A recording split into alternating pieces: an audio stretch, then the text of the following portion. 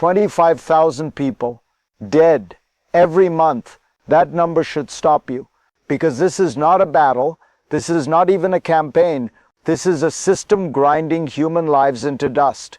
According to NATO Secretary General Mark Rutte, Russia is losing 20,000 to 25,000 soldiers killed every single month in Ukraine.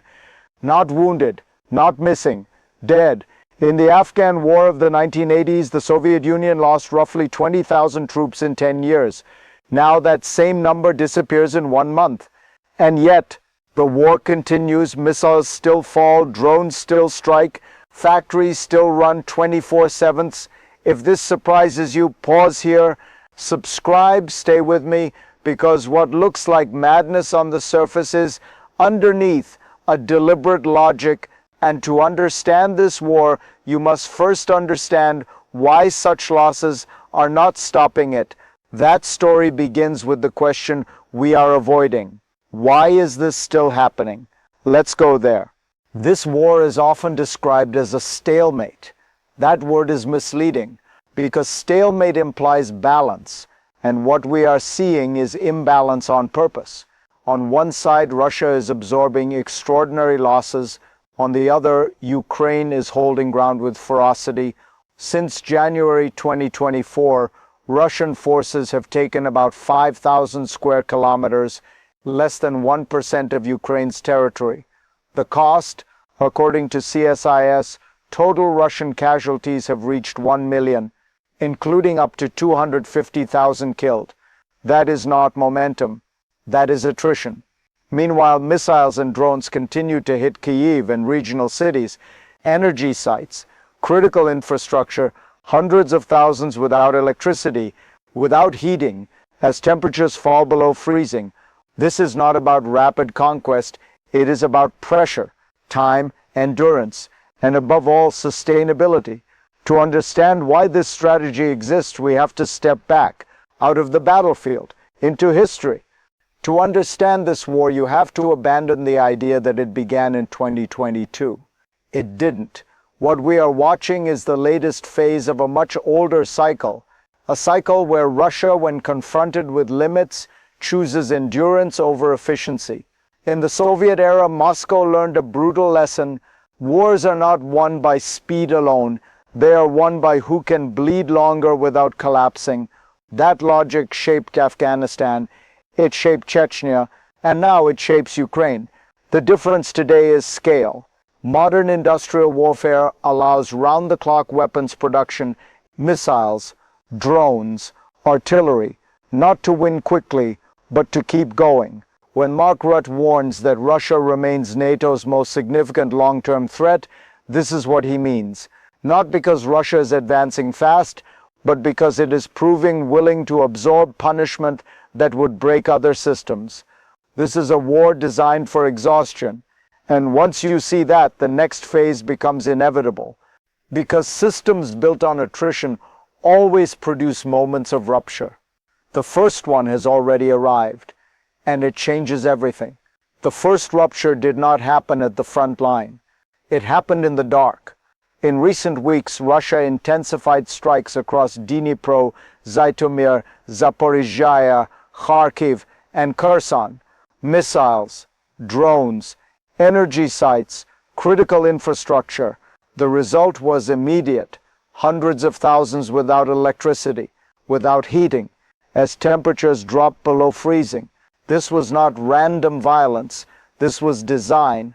While diplomats in Washington worked toward a potential peace framework, the battlefield sent a different message: escalation instead of restraint. At the United Nations, U.S. Deputy Ambassador Tammy Bruce called these strikes a dangerous and inexplicable escalation. But from a strategic lens, they were neither. Energy warfare is leverage. It targets civilians without naming them.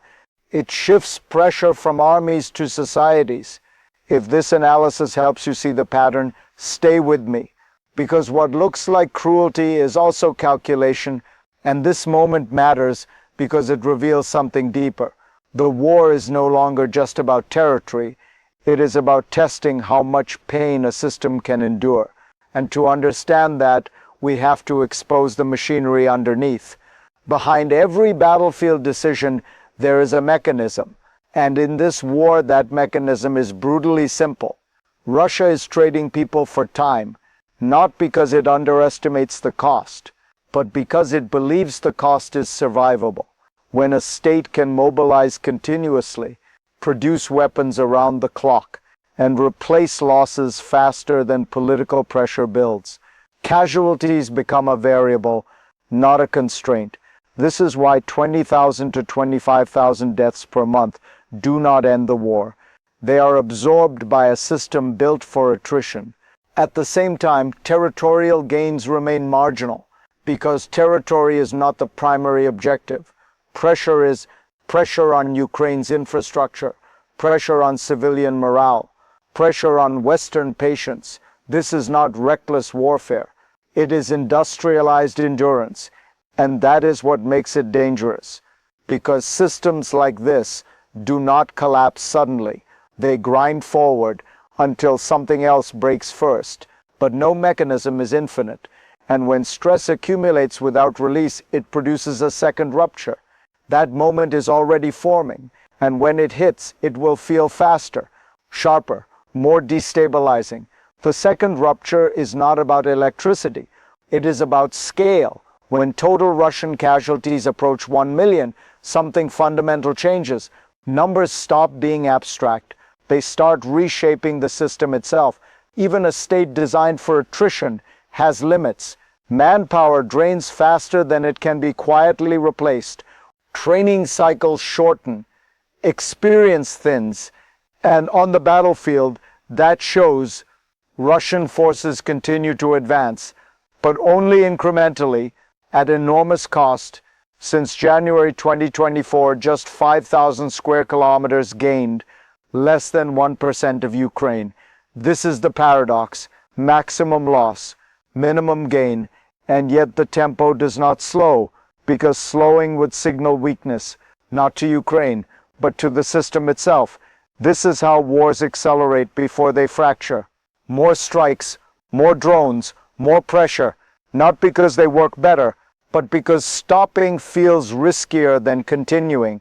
This is the moment where endurance turns into compulsion.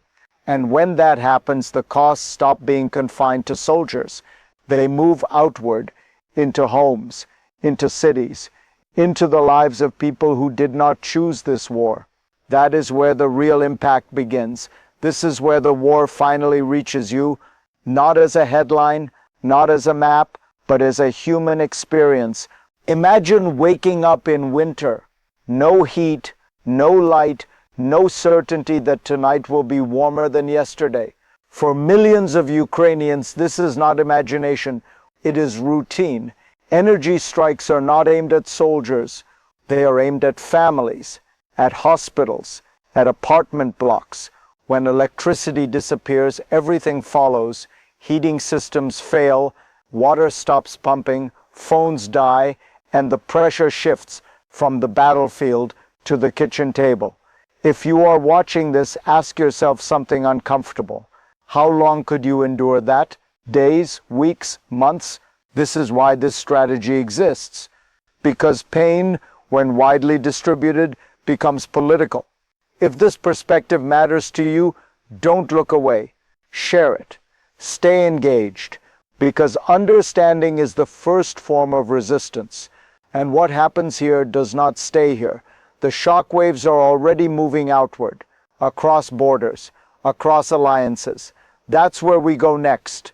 This war no longer belongs to Ukraine alone. Every missile strike sends a signal far beyond its target, to NATO, to energy markets, to governments calculating risk. When Mark Rutte calls Russia the alliance's most significant long-term threat, he is not reacting emotionally. He is describing a pattern, a state willing to lose tens of thousands of soldiers every month while keeping its factories running and its pressure constant. That forces a response. Defense budgets rise, supply chains shift, diplomatic calendars harden. At the United Nations, emergency meetings multiply, condemnations are issued, but the war continues anyway, because this conflict tests something larger. whether modern alliances can sustain focus, whether democracies can endure long wars without visible progress, and whether endurance itself becomes a weapon. Energy disruption in Ukraine affects prices elsewhere. Uncertainty travels faster than missiles. This is how regional wars become global stress tests. Not overnight, but cumulatively. And once a system is under stress, it faces a choice: adapt, freeze, or fracture. What happens next depends on which path is taken. There are only three realistic futures, and none of them are simple. The future of this war narrows to three paths, not because leaders want them, but because systems tend to converge. The first scenario is stabilization. Losses remain high. Territory barely shifts. The war becomes permanent background noise, not peace, not victory, just managed suffering. The second scenario is exhaustion. One side's capacity finally erodes. Manpower, production, political tolerance. History shows this can happen suddenly, after years of seeming endurance. The third scenario is escalation. Pressure fails, so intensity increases. More strikes, more disruption, more risk of miscalculation beyond Ukraine's borders. None of these outcomes are clean. All of them are shaped by choices made under strain. This is the central lesson of attrition wars. They do not reward morality. They reward structure. The side that can organize pain longer usually prevails. But endurance is not infinite. Every system has a breaking point. The only uncertainty is timing. And that brings us to the final question. What do we do with this knowledge? Because understanding a system is only useful if it changes how you act within it. That is where this story truly ends. This war teaches a hard truth. Modern conflicts are no longer decided by bravery alone, or by territory taken on a map. They are decided by systems that can absorb loss, convert suffering into pressure, and delay collapse longer than anyone expects. Russia is losing 20,000 to 25,000 soldiers every month, and yet the war grinds on. That should unsettle you, because it means the question is no longer who is right or even who is winning. The real question is who can endure the longest without breaking their own society. That is the defining challenge of the 21st century. From Ukraine to global politics to the world you live in. If you take one insight from this analysis, let it be this: wars today are mirrors. They reflect how systems treat people when pressure rises, and once you see that, you can't unsee it.